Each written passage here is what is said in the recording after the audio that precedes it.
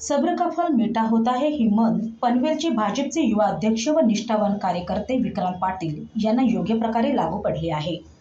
विक्रांत पाटील पनवेलच्या युवा तरुणांमध्ये लोकप्रिय आहेत।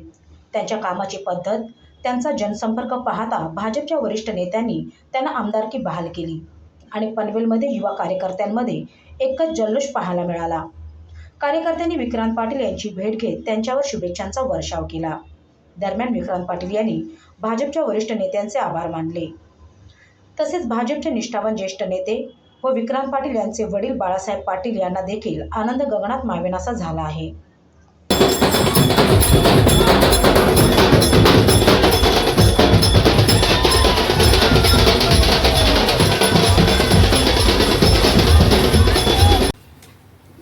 भारतीय जनता पार्टीच्या या सगळ्या प्रवासात एक सामान्य कार्यकर्ता म्हणून कामाला सुरुवात केलेला मी एक प्रतिनिधी आहे। वयाच्या 16व्या वर्षी जेव्हा या समाजकारणात काहीतरी रोल प्ले केला पाहिजे, त्यातून राजकारणात युवा आणि विद्यार्थ्यांचे असलेले काही प्रश्न ते आपण सोडवू शकतो का, त्याला वाचा फोडू शकतो का, कॉन्फिडन्स फार नव्हता।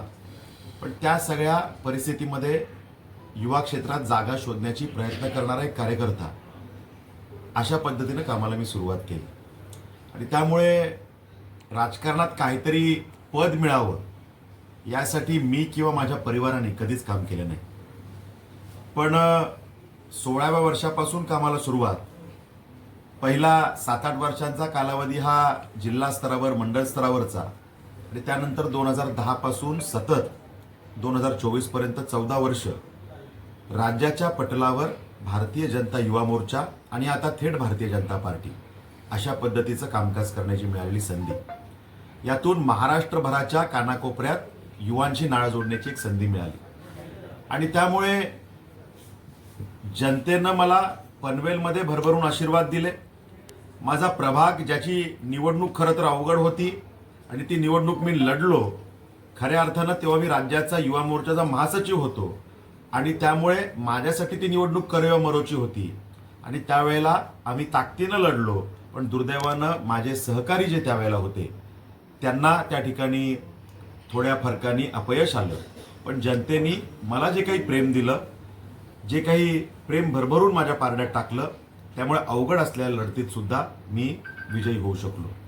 आणि मला वाटतं की एक कार्यकर्ता ते लोकप्रतिनिधी हा जो माझा प्रवास आहे तो जनतेमुळे यशस्वी होऊ शकला आणि त्यामुळे जनतेसाठी काम करणारा कार्यकर्ता आणि जनतेनं त्याला केलेला लोकप्रतिनिधी, हा जो एक विषय आहे, हे जे काही बॉन्डिंग आहे, त्या माध्यमातून मला पार्टीनं पुढं ताकद दिली आणि उपमहापौर केलं। आणि त्यामुळे उपमहापौर जेव्हा केलं तेव्हापासून माझ्या डोक्यात एक विचार नक्की आहे, नगरसेवक झालो तेव्हापासून एक विचार नक्की आहे की नगरसेवक आपण कधीच असणार नाही, आपण जनसेवकच असणार आणि जनतेनं दिलेल्या प्रेमाच्या सगळ्या विषयातून आपण कधीच उतराई त्यांच्या ऋणातून होऊ शकत नाही।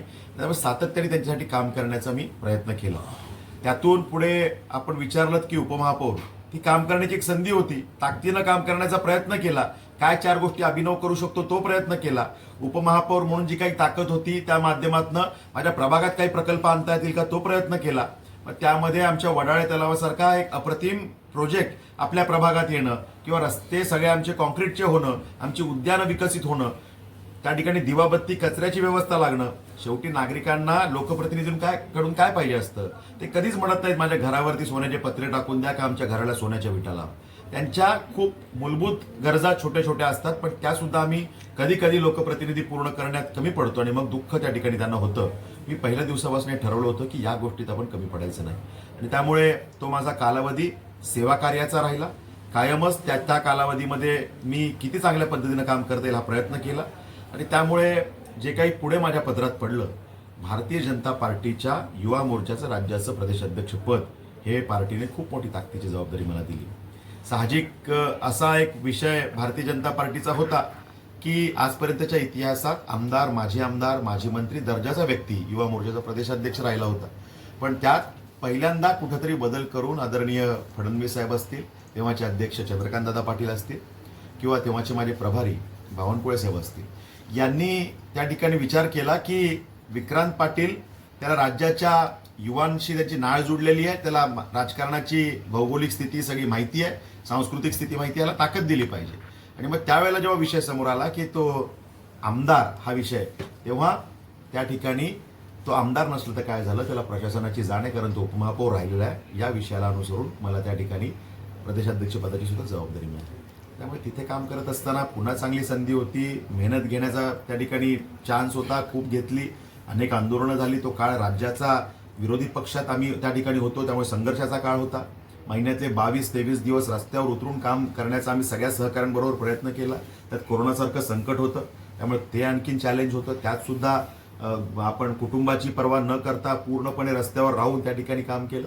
आणि त्यामुळे जे काही सेवा कार्य करण्याची संधी मिळाली, त्यातून जनतेच्या हृदयात स्थान प्राप्त करण्याची सुद्धा संधी मिळाली. शेवटी जनता तुम्हाला आशीर्वाद कधी देते, जेव्हा तुमचं 1-to-1 इंटरॅक्शन त्यांच्याबरोबर असतं आणि त्यांना खात्री असते की हो, हा व्यक्ती माझ्या परिवारातला सदस्य असल्यासारखा आहे, की जेव्हा त्यांना खात्री होते तेव्हा ते आशीर्वाद तुम्हाला देतात. आणि त्यामुळे उपमहापौरपदाचा कालावधी असेल, तो चांगल्या पद्धतीने काम केल्यानंतर राज्याचा अध्यक्ष आणि त्यानंतर थेट भारतीय जनता पार्टीचं राज्याचं महासचिव पदाची जबाबदारी, ही पण प्रचंड मोठी जबाबदारी पार्टीनं माझ्यावर दिली. त्यामुळे मला पार्टीच्या या सगळ्या ऋणातून मी कधीच उतराई होऊ शकत नाही.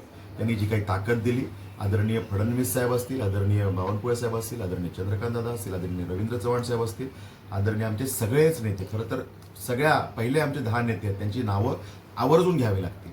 आणि जे काही पुढचे सगळे नेते आहेत, त्यांनी सुद्धा प्रत्यक्ष अप्रत्यक्ष पद्धतीनं मागच्या 22 वर्षात, मी 22 वर्ष जे काही राज्याच्या राजकारणात काम करतोय, त्यामध्ये प्रत्यक्ष अप्रत्यक्ष प्रत्येकाने माझ्यासारख्या कार्यकर्त्याला घडवण्याचा प्रयत्न केला. आणि त्यामुळे आज या सगळ्या गोष्टींची परिणिती कुठं झाली याचं आपण आज बघतोय. एक मेसेज काय पार्टीने दिला, तर एक 16व्या वर्षापासून काम करणारा कार्यकर्ता, पार्टीने त्याला रेकग्नाइज केलं, आयडेंटिफाय केलं, त्याला ताकद दिली. आणि आज थेट आपल्या सगळ्यांच्या आशीर्वादाच्या जोरावर, जनतेच्या आशीर्वादाच्या जोरावर थेट त्याला विधान भवनात पाठवण्याचं काम केलं. आणि आज आमदार हा बहुमान माझ्या पक्षाने, माझ्या पक्षश्रेष्ठींनी मला दिला. आणि त्यामुळे खऱ्या अर्थानं इतकी मोठी ताकद पार्टीने दिलेली आहे. त्यामुळे ही जबाबदारी प्रचंड मोठी आहे, या जबाबदारीची मला जाणीव आहे. आणि त्यामुळे हा काटेरी मुकुट आहे याचीही मला जाणीव आहे. त्यामुळे याच्यातल्या सन्मानापेक्षा यातली जबाबदारी मला जास्त महत्त्वाची वाटते. आणि त्यामुळे त्या जबाबदारीला न्याय देण्यासाठी राज्यभरामध्ये जे करावं लागेल, राज्यभरातल्या युवांचे प्रश्न, राज्यभरातल्या माता भगिनींचे प्रश्न सभागृहात मांडून त्यांना न्याय मिळवून देण्याचा प्रयत्न करणं, हा प्रयत्न माझा त्या ठिकाणी असणार आहे. आणि ज्या पद्धतीनं आत्तापर्यंत मी काम करत आलो, मला खात्री आहे की यापुढे सुद्धा ही जबाबदारी आपल्या सगळ्यांच्या प्रेमामुळे मी यशस्वीपणे पार पाडू शकतो. बाळासाहेब